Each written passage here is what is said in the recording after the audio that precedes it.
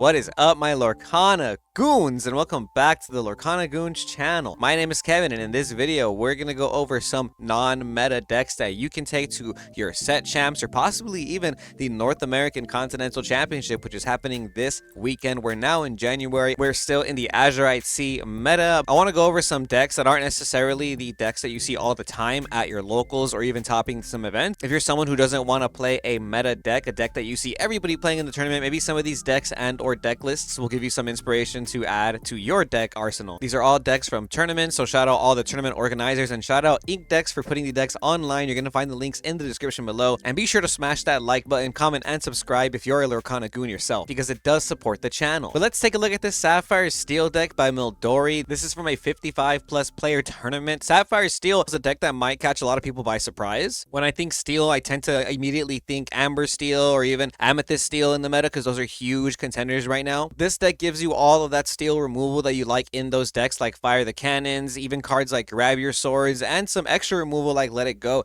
and combines it all together in a deck that can control the early game with your strong characters like Jim Hawkins and Mr. Smee. And then in the late game, you can slap on some Tamatoas with Lucky Dime and start gaining lore that way. This deck does play Fishbone Quill and Whole New World, which I think is a strong combination on turn 3. If you don't have your 2-cost ramp, you can play Fishbone Quill and start inking your hand away and play Whole New World. Maybe even play a Jim Hawkins or a Cogsworth and start singing Whole New World. I really want to talk about Cogsworth because, man, Cogsworth just shuts down the steel mirror matches. If you're playing Sapphire Steel and you pair into a steel deck, the moment you are able to resolve a Cogsworth on a tempo turn, you're more than likely going to be able to win the game from there. So in my opinion, I really like using Cogsworth as your singer for Whole New World. He does have 5 willpower too, so he can survive most trades, aside from maybe like Maui or Big Sisu potentially, but for the most part, he has wards, so he's going to be able to survive after the turn you play him, right? So he's a great singer for Whole New World. You can also go Jim Hawkins turn 2, and then shift Jim Hawkins, the rigging specialist, on turn 3, which lets you deal an extra damage on board, so it's a ping 1 damage randomly to a location or maybe even another character, and you can sing Whole New World with him. On top of that, your shift target Jim Hawkins, he's a 2-cost character with 4 willpower, and he gains Challenger +2 every time you ink. You see the combination right there? So you can ink twice with Sapphire, which is awesome. So you can gain extra ink and give this Jim Hawkins extra Challenger. So that does stack. You can have Challenger +4 if you ink twice off Fishbone Quill. Then you can shift him so that Jim Hawkins is going to have Challenger +4. So now you have a Jim Hawkins that can deal 9 damage with 1 Challenger, possibly even just maybe 8 damage with a ping 1, right? Flavor Champ, because we're playing 4 Fortisphere and 4 Popsicle, which is really nice. You want to have some targets that you can use for Flavor Champ to keep drawing cards. What I like about this deck is that it does play Whole New World as a type of reset button. Whole New World is very powerful because it does disrupt the opponent's mulligan. However, you can also play the game without using Whole New Worlds. There's situations where you don't want to use Whole New World on the opponent's aggro deck, maybe, or maybe a blue-red deck, right? And you can Fishbone Quill your Whole New Worlds away and just keep using Flavor Champ to draw cards. Aerial Treasure Collector is really nice in this deck too, because that Lucky Dime has way more targets than just a Tamatoa. And if you ever get to 10 lore, then all you need to do is play Aerial Treasure Collector. You have a Lucky Dime, and then you can quest for 5 and use Lucky Dime to gain 5 more lore. That's half of the journey right there. That's half of the win con. 10 lore, that's crazy. Next up, we got an Amber Steel Mufasa deck. This is a top 4 list from a tournament by MKT Sailor Guardian. Shout out you for getting top 4 at this tournament. Amber Steel is a pretty popular color combination in the meta, but I feel like right now most people are playing the Dwarves Mine Diggy Diggy Hole deck, or you're playing traditional Amber Steel songs, right? But this list is a list that I have seen top tournaments before in the past. Not exactly this list, but this type of strategy, and we're seeing it do very well in tournaments of this format too.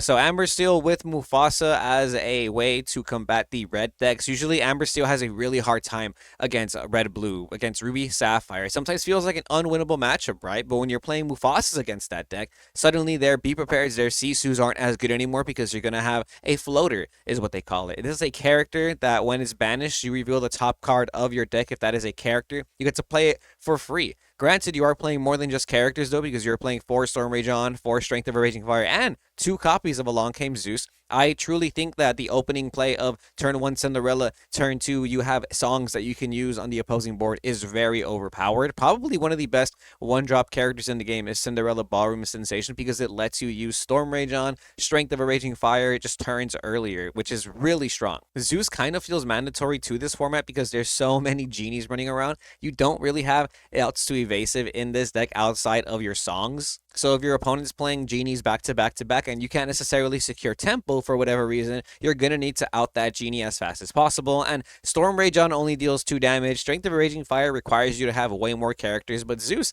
can be sung by many of your characters. You have Pluto, Rapunzel, Chenpo, Gantu, and Mufasa that can all sing Along Came Zeus, and you can even play them a turn earlier because you're playing Doc, the leader of the 7 dwarves in this deck, which you can play on turn 3. Then on turn 4, you can quest with Doc. You gain 2 lore and his ability goes off. That says whenever this character quests, you pay 1 less for the next character you play this turn. So it lets you play Mufasa on turn 4 potentially. It even lets you play Gantu on turn 4 potentially. And if you're going first, that's going to be 4 lore that you can get the turn right after. Maybe even curve into a Mufasa after that. Or potentially even curve into a Shift Cinderella Stouthearted after that, right? Because this Cinderella Stouthearted can quest for 3. So as you can see, the strategy is to quest for as much as possible and then maybe even refill your hand with Rapunzels or Docs or something. Some very strong uninkable cards in this deck like Daisy, Calhoun that lets you start in the early game, and even some later game uninkable cards like Zeus and Storm Rage on, but there isn't anything that costs more than 5 outside of the Cinderella Stouthearted. Okay, I lied. It's not just non-meta decks. I do want to go over Emerald Steel, but because it feels like Emerald Steel is kind of a non-meta deck right now. I don't really see a lot of people playing it. Personally, I feel like if you're playing Emerald Steel, it's probably because you like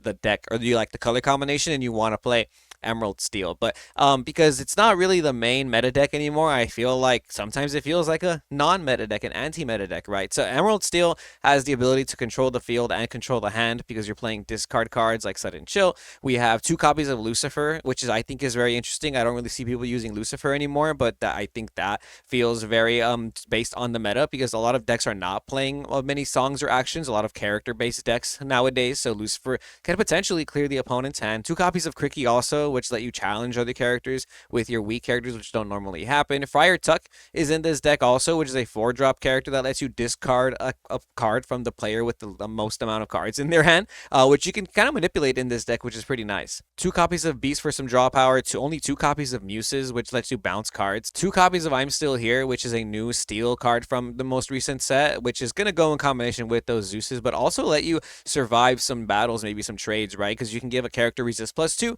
maybe start questing with your Mr. Smees, your Diablos, or even your Prince John, right? Because that resist +2 will make them a little bit stickier. What I really want to talk about, though, about this deck is that you can play Captain Hook, and a lot of people, I feel, don't appreciate Captain Hook and Rafiki right now in this meta. So Captain Hook is a 1-cost character, has Challenger +2, so when Captain Hook challenges a character, he's going to have 3 strength, right? I think this is really, really strong against the opposing Calhouns, against the opposing Smees, Bonsai, Snakes, Foxes, pretty much any character in the meta right now that costs from 1 to 3 or 4 will usually lose to 1 Captain Hook challenge. So when you play Captain Hook, it usually stops your opponent from questing with all those cards that I just mentioned, and I think that's what you want with Emerald Steel sometimes. It's a cool deck. You start the early game off with those really oppressive characters like Captain Hook, Calhoun, maybe even a Diablo Shift, move Diablo into the Cove. That's still one of the most broken plays in the game, I think. And you can even play cards like Fire the Cannons in this deck. There is only 1 copy in this list. So shout out though Enestein over here for getting 2nd place at a tournament with this Emerald Steel deck. This is a really cool aggro list that I found by Build Bazaar. This is a 2nd place green-yellow deck that looks pretty aggressive. It's an Emerald Amber deck that plays no actions, no songs, no locations, just characters. Surprised we're not seeing Mufasa in a deck like this, right? Because I feel like Mufasa would hit every time, but this is still pretty cool. I like the idea of starting off your turn 1 with something pretty aggressive, maybe a Fred even, because if Fred is ever challenged, you'll gain 2 lore as well, so there's some high potential there. That might even be 3 lore from a turn 1 character, or if you're not playing Fred, then you're playing Daisy Doug or Curse Merfolk instead. Bonsai comes down on turn 2, maybe a Flynn Rider or a Lilo alongside Piglet or even Simba to protect those guys because Simba has bodyguard. Turn 3, you can play Baloo, Captain Hook, or maybe even Chip and Dale. Either Chip or Dale. I like this deck. We're playing Chip or Dale in this deck. So the Chip on this side, he's a 3/3/3 that quests for 1 that says when you play this character, chosen character gets +1 lore. So very similar to the Donald Duck Musketeer over here that has basically the same effect, but he is a 3/2/3 with bodyguard. So now you have more than just 1 character in this deck that'll give another character extra lore. Dale, on the other hand, has an ability that says this character enters play exerted unless you have a character named Chip in play. But he's overstated, right? He's 3 strength, strength and 4 willpower, and he costs 3, and he's inkable. So if you don't have the chip in play, maybe you just ink the Dale, or if you feel like you're on a very good curve where you can protect this Dale with your bodyguard characters like Baloo, Simba, or Donald Duck, you can play this Dale, and now you have a 4 willpower character that can start questing for 2. We also have Doc because he's going to quest for 2, and he lets you play some characters in your hand for free potentially. Prince Philip, he's a 2 lore quester as well that has ward. He's 3 strength and 2 willpower that costs 3. I like Prince Philip in aggro decks. He's pretty much guaranteed to survive most things in the meta outside of maybe a Be Prepared, but when you do quest with Prince Philip, if any character wants to remove him from the board, they're gonna have to take usually a hefty trade because not many characters have 4 willpower that can clear this. Unfortunately though, he does lose out to Genie, and Genie will survive that battle, so Prince Philip is only so good. But if you have Tiana on board, that Prince Philip is going to stay forever alongside all these other cards. Tiana is a 3 cost unequal legendary, 1 strength, 4 willpower that lets you quest for 2 and says whenever a character of yours is challenged, while this character is exerted, the challenging character gets -3 strength unless that player pays 3 extra ink, and that's for every challenge. So if they want to challenge multiple times, they better have multiple increments of 3 ink. Personally, I like a good aggro deck, and this is another deck that I think is often slept on. We have a yellow-purple hyper aggro Mufasa deck. Now, it almost seems kind of mid-range as well because we are playing 4 copies of Elsa 5th Spirit, 2 copies of Belle the Accomplished Mystic, and even 1 copy of Chernabog, which will quest for 3. This is a 9/9 character that lets you play him a little bit earlier because for every character you have in your discard pile, you can pay 1 less ink to play this character, right? Usually when people see this color combination of yellow and purple, amber, amethyst, most people assume you're playing a hyper aggro deck with knowledge and wisdom or extra cards like that. Kind of reminds me of the first place DLC Atlanta list from Josh Polt, but we do get to play some of the best cards in the game, like 4 copies of Genie, 3 copies of White Rose, 4 copies of Goat, which lets you burst extra lore for no reason. I also like this extra Madame Mim we have in here. It's 2 copies of Madame Mim, the Tiny Adversary. She's a 2 cost inkable character, 0 strength, 3 willpower, and has Challenger +1. And on top of all of that, she gives every character on your side of the board Challenger +1 as well. Now your Snake can challenge for 4, your Mim Fox can challenge for 5, or even something like your Rapunzel can challenge for 2. A lot of 1-drops in this deck because you probably always want to have a turn 1 play if you're playing an aggressive list like this, and maybe turn 2 you want to start off with a Piglet to quest for 3. If not, a Snake or a Mim Adversary will go good. 2 copies of Peter Pan Shadowfinder because it is an out to Diablo, but also helps you remove the opposing Genies and Elsas on the board as well. This also gives your Genie Rush potentially, so if you ever wanted to give your Genie Rush for whatever reason, this Peter Pan is a nice card to curve from turn 3 to turn 4. And 4 copies of Crab because I feel like Merlin Crab is just that card in the meta right now, especially with characters like Diablo and Nala in this list. Shout out level 9001 for getting top 4 at this tournament, the Lorcana 5K in Oakville, with yellow-purple aggro mid-range. Here we have an Emerald Amethyst list from Tony Suke. This is from Quest KC, the 1K tournament. Green-purple is a pretty strong contender in the meta, right? I'm not trying to say this is like an anti-meta color. However, this deck is playing some cards I'm not used to seeing in Emerald Amethyst usually, right? So we are seeing the Bonsais and all the 1-drops for Broom, Diablo, and Chernabog followers, but I don't usually see people play on a Diplomatic Queen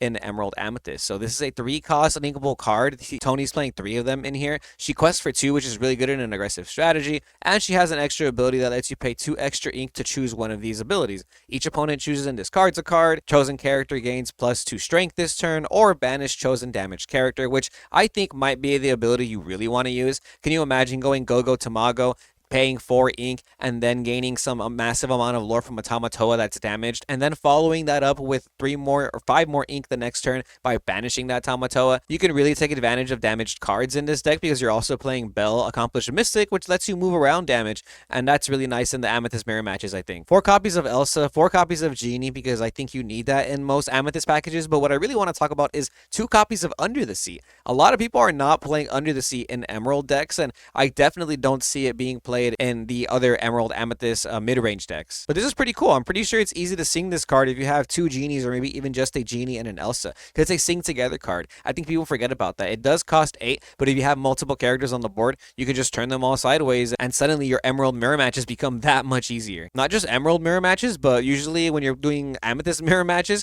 they're going to have lingering Genies or Elsas, and this is a perfect way to remove those from the board. There's 2 Amethyst Steel Jafar lists that I want to go over. This is the first one, a top 4 list by by Matt or Bridges. Shout out you for getting top 4 with Amethyst Steel Jafar. I think Purple Steel Jafar is a deck in the meta that I think you should definitely look into. It's not your average Purple Steel strategy that I see most Amethyst Steel players go for. Sometimes you're either going a super aggressive route or maybe even a mid-range kind of route with Tinkerbells, Gontus, even some locations, right? But another great way to utilize this color combination is by playing Jafar, the Striking Illusionist. This is a legendary character, 7 cost, inkable, 4 strength. 5 willpower, can shift for 5. He has evasive, and he says during your turn, if this character is exerted, whenever you draw a card, gain 1 lore. Now, this list is not playing any Jafar targets to shift upon, so we're not playing the 2-cost Jafar or any of the Amethyst Jafars either. We're just playing the 7-cost Jafar, which feels a little greedy, but who knows? Maybe you actually can just control the game until you get to 7 ink, then start playing stuff like Whole New World, Storm, Friends on the Other Side to just burst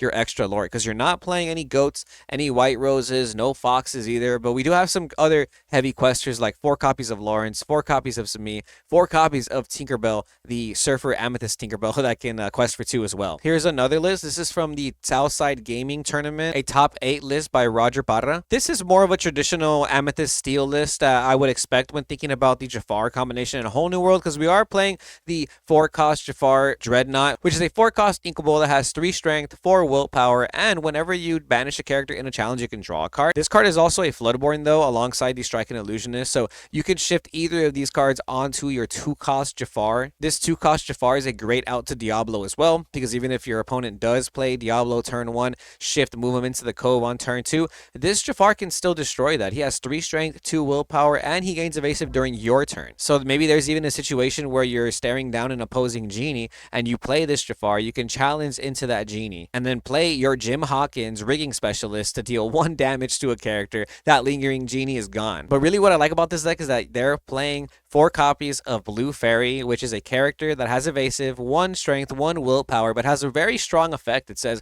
whenever a Floodborn character is played, you may draw a card. So you have so many Floodborn characters. We have the Dreadnought Jafar, Jim Hawkins, 4 copies of Robin Hood, Champion of Sherwood, Jafar Striking Illusionist, and we can't forget about Aladdin, the Brave Rescuer, which is a 3-cost Floodborn character, which is very nice because on turn 2 you can play Blue Fairy, turn 3 you can just play this Aladdin on curve and draw a card, right? He has an ability that says whenever this character quests, you may banish chosen item. So already naturally very strong against item decks like Sapphire Ruby. Has a shift ability that says discard a location card. So if you have an extra location card in your hand, like either one of your copies of the 4 library or the 1 Bayou, you can go ahead and shift this Aladdin onto your 1-cost Aladdin. We have a 1-cost Aladdin in this deck. This is a 1-cost inkable character, 1 strength, 3 willpower, quest for 1, very nice, right? So on turn 2, you can play your Blue Fairy and shift this Aladdin on the same turn, which lets you immediately draw a card. Not too shabby, Roger, not too shabby in my opinion. And obviously at the end of the game, if you already have this Jafar exerted while you're doing all these shift plays, you get to draw every single time with that Blue Fairy, and then you're going to get to gain a lore every single time you draw. Or if you just want to gain 7 lore, you can always just slap on Whole New World and draw 7 and gain 7 lore, right? This one's more of a shout out, not necessarily an anti-meta deck. A huge shout out to Ken Lithgow over here for getting top 8 at the Quest KC tournament with Amber Steel Song. Amber Steel Song is a deck that's very popular in the meta. We definitely know how this deck plays out. You want to be able to play Cinderella on turn 1, even Ursula on turn 2, so you have singers for all of your Zeus, Strength, and Storm Rage on plays. But really what I want to touch upon this is the Donald Musketeer Soldier. You're playing 4 copies of Donald Musketeer Soldier. Love to see that, my goon. 3-cost inkable character, 2 strength, 3 willpower, and bodyguard. Lets you give a lore to a character that turn when you play it. So if you're playing against a red-blue deck, which is usually your hardest matchup, sometimes feels like an unwinnable matchup, you can play this character on turn 3, which lets your Sami quest for 3. Maybe your Lilo can also quest for 3 that one turn. And constantly playing these, I think, is pretty good. I also like Baloo in this deck. So if you're playing Amber Steel Song, maybe this is a card you want to try out, right? This is a more traditional take, I think, on the yellow-purple hyper aggro deck that we're used to seeing. 4 copies of Maleficent and Lilo, which are the 1-cost uninkable characters that let you quest for 2. 4 copies of Daisy as well, which is another 1-cost character that'll let you quest for 2, and 3 copies of Diablo. No Baloo in this deck. I think that's outrageous. I love Baloo. Maybe you don't need Baloo if you're playing 4 copies of Goat, 3 copies of White Rose, which also let you burst lore. We have 3 copies of the library, which I think is very good in aggro decks. You're able to move your one-cost characters into the library, and every time they quest, now they're potential draw targets. Meaning that if you have Maleficent biding her time and she's already questing for 2, your opponent has to out that card. If you move it into the library, now they have to decide whether or not they need to banish the library first or focus on your Maleficent that's gaining 2 lore every time. 2 copies of Elsa Fifth Spirit, maybe you need this card in those purple mirror matches. 2 copies of Genie, 2 copies of Dolores Madrigal. Very interesting. This card can quest for 2, is an inkable, has 3 strength, 3 willpower, and says when you play this character, if there is an exerted character on the opposing side of the board, you may draw a card. So not too bad. Potentially lets you draw a card the same way a Genie might, and it's inkable. However, it's not guaranteed to draw that card, which kind of sucks sometimes, right? 3 copies of Gathering Knowledge and Wisdom, and 2 copies of Friends on the other side as our actions in this deck, because it's mostly characters. You really want to play as many characters as you can playing these hyper aggro decks. Here's another cool deck that was in top 16 of the Quest KC1K. This is an Amber Steel Location deck. Now, we've seen a deck like this top a DLC in the past, and I wouldn't be surprised if this deck definitely wins some set championships or even has a place in the North American Continentals, because Amber Steel Locations is still a very real deck. John Silver really is the man with the plan, and that's what this deck is called by James McCoy, and his name is John Silver. Love to see that, guys. So turn 1, you probably want to play Daisy or Happy. Turn 2, you can play Calhoun, the Goon, Smee, or Lilo, maybe even Piglet. Start questing for 3. It doesn't look like you have many options on turn 3 other than John Silver and Lawrence. I probably think you want to play Pete in the later game to stop some Be Prepareds, but hey, if you need to play Pete on turn 3, he's still going to be able to quest for 1 as a 3 strength, 3 willpower character. That's not too bad. Turn 4 is the last ink you might need for the whole game, because none of your characters cost more than 4 ink. 2 copies of Pluto Guard Dog and 4 copies of Rapunzel. Very awesome in my opinion. Pluto Guard Dog is such a menace. I think this card is so good. Kind of overpowered. When you play him, he lands on the board with 5 strength, 5 willpower, so pretty much guaranteed to trade at least 1 character away. And Rapunzel is just one of the best cards in yellow. Since the first chapter, this card has been drawing 3 for many players. And here's the bread and butter. We have our John Silver Greedy Treasure Seeker, which lets you gain +1 lore and +1 resist on this character for every location you have in play. And we're playing 4 copies of Neverland, 3 copies of Rapunzel's Tower, and 4 copies of Dwarves Mine. I love Dwarves Mine in the meta right now. It's such a great card. Shout out Brendan DeCandio for putting us on the Diggy Diggy Hole deck, because that's kind of like what this deck looks like, but we're playing the John Silver in this deck alongside Donald Duck, which kind of lets you just quest a little bit more in my opinion. And the locations we have in this color combination are pretty strong. Neverland does only have 4 willpower, but it is a 1-cost location, so it's pretty easy to play in the early game. And you could even play 2 of them on turn 2, which is pretty strong if you want to curve into this John Silver. Rapunzel's Tower does not give you any passive lore at the start of your turn the same way Dwarves Mine or Neverland does. However, it has 8 willpower. For a 2-cost location, 8 willpower is a lot, and only 1 move cost, which is pretty nice if you want to move some characters in here that you want to survive, like a Piglet maybe, or even give more willpower to your Pluto Guard Dog, because whenever a character is in this location, they get +3 extra willpower. So imagine a Pluto Guard Dog with 8 willpower on turn 5. That's pretty nuts. And what's nice about Rapunzel's Tower is that it's probably going to survive on the field for a cool minute, because most players aren't going to really appreciate how powerful that card can be, so they might even ignore it since it's not gaining any passive lore. Then your John Silver is going to have a active location to have resist and +1 lore the moment you play him. Pretty cool deck. Shout out you, James McCoy, for getting top 16 at this event. Another top 16 deck from the same event, a Ruby Steel deck piloted by Michael Polilevi. Shout out you for getting top 16 with Ruby Steel. Now, I've seen Ruby Steel in the meta before. I think it has some pretty decent potential, but I haven't seen anybody play it like this. Normally, I see the Ruby Steel Flynn Rider pirate deck or something like that, so you can utilize Flynn and like your Dwarves Mine and Sisu's to gain some lore alongside Moana, but this deck looks a little bit more mid-range, kind of control almost. Check this out. On turn 1, we have 4 Captain Hook and 2 Moana, even 4 copies of Robin Hood Goons, because you can shift into some of these characters in this deck, right? But we'll get into that. Maybe on turn 2, you want to play one of your 4 copies of Queen of Hearts, because if you play into some aggressive decks, this Queen of Hearts has Rush. You can shift that Queen of Hearts on turn 3 with the Queen of Hearts Sensing Weakness. Now, this character is also a draw engine. Whenever one of your characters challenges another character, you may draw a card. Very important to remember, though, it has to trigger only when you challenge another character, not when you challenge locations or nothing like that. But we are also playing the 2 copies of Robin Hood, Champion of Sherwood, so you can shift onto your Robin Hood. I think you want these though because you want to be able to sing some of the cards in this deck, like through the 3 copies of Storm Rage on, 2 copies of Along Came Zeus, or maybe even the 2 copies of A Whole New World. You have Doc in this deck, so you can refill your hand. Calhoun's for the early game. 4 copies of Raya. This is a 3 strength, 3 willpower character that costs 4. She's inkable, so it's pretty good in a deck like this. And once during your turn, whenever a character is put into your inkwell, you can re-ready a character of yours, but they can't quest for the rest of the turn. So potentially lets you challenge twice with something like a Super Goof or maybe even a Tinkerbell Giant Fairy. A lot of 2-ofs in this deck because we have 2 copies of Giant Fairy, 2 copies of Simba, son of Mufasa over here, 2 copies of Medusa, and 2 copies of Lady Tremaine, alongside 2 copies of Be Prepared. Wow. Kind of crazy that you're playing all of these cards and you're still playing Be Prepared. And we can't forget the 4 copies of Medallion Weights, which might also be the rest of your draw engine. Now, this is a item card that lets you give a character plus 2 strength, and whenever that character challenges another character, you may draw a card. But you do have to pay 2 extra ink and exert this item every time you do that. But this is a very interesting deck. I like where this person was going.